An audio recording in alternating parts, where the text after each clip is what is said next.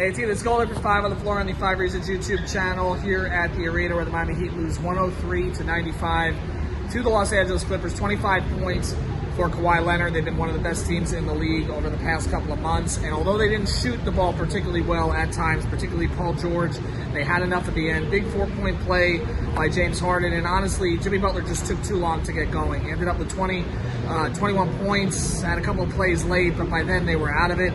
Bam Adebayo had a really strong first quarter, not much after, kind of the same for Terry Rozier. They got pretty good performances from Josh Richardson and Caleb Martin, but Jaime Jaquez struggled again. And again, Miami just didn't have enough firepower, and again, under 100 points. So tonight, you couldn't blame Tyler Hero for this one.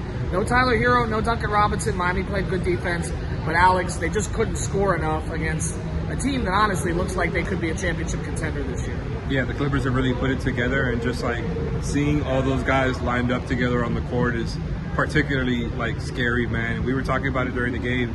Kawhi being able to go back to some of that, like, you know, Spurs stuff with the young Kawhi, where he looks like, you know, the claw out there on defense, making just kind of mind-bending defensive plays. Seeing that again is scary.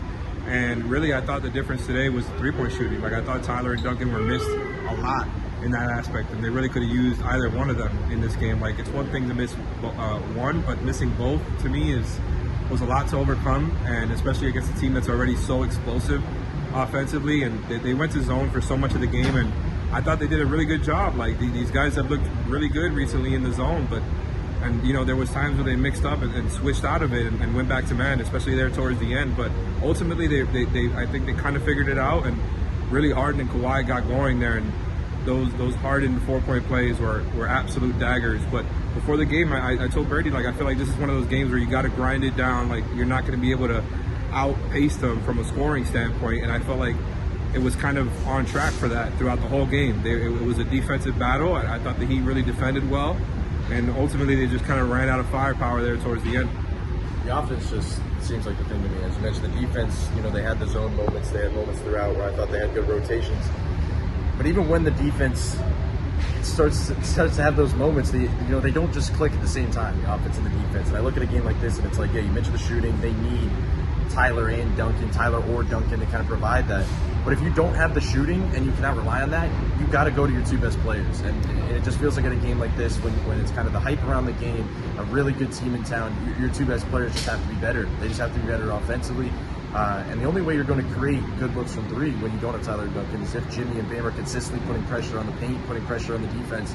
And they just didn't do that enough. And they're trying to work this offense through, you know, Terry and Josh and Caleb and these other guys, which is good, but it's not. Those are just relief buckets. Those are relief scorers. Those are not the guys that are going to just consistently push the offense in the right direction. So as much as we're going to talk about certain things from this game, it really feels as simple to me as Jimmy and Bam just have to be better in that regard. The Bam thing is a little interesting to me just because it just seems like a lot of his shots, he's kind of in his head to me a little bit. Like the way he's getting to his shots, like we talked about the mid-range jumper. He had a couple soft like jump hooks he had, little bunnies by the rim. They're just not going in. You see his reactions, like he just kind of like stomps, like he gets a little angry. It's like he's kind of in his head right now. He needs to get out of his head, especially in the night you don't have Tyler. I think the same's true for Jaquez, honestly. Ever since he came back from the groin injury, he's not exploding. He's not looking to explode. He's not finishing at the rim the way that I think he's capable of finishing at the rim. So, but it comes back to one thing. Against a team like this that's got 4 guys that are going to the Hall of Fame, even if they're not all in their prime right now, your best player needs to be elite. He wasn't elite tonight, they lost. It's just that simple. What JJ Redick said was right. They're better when they're at their best when Jimmy Butler is a scorer. He wasn't that until the last 3 minutes of the game.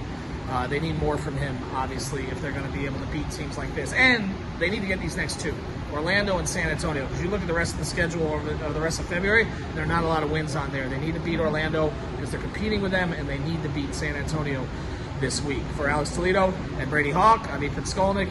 Catch 5 on the floor and the rest of the content on the 5 Reasons YouTube channel.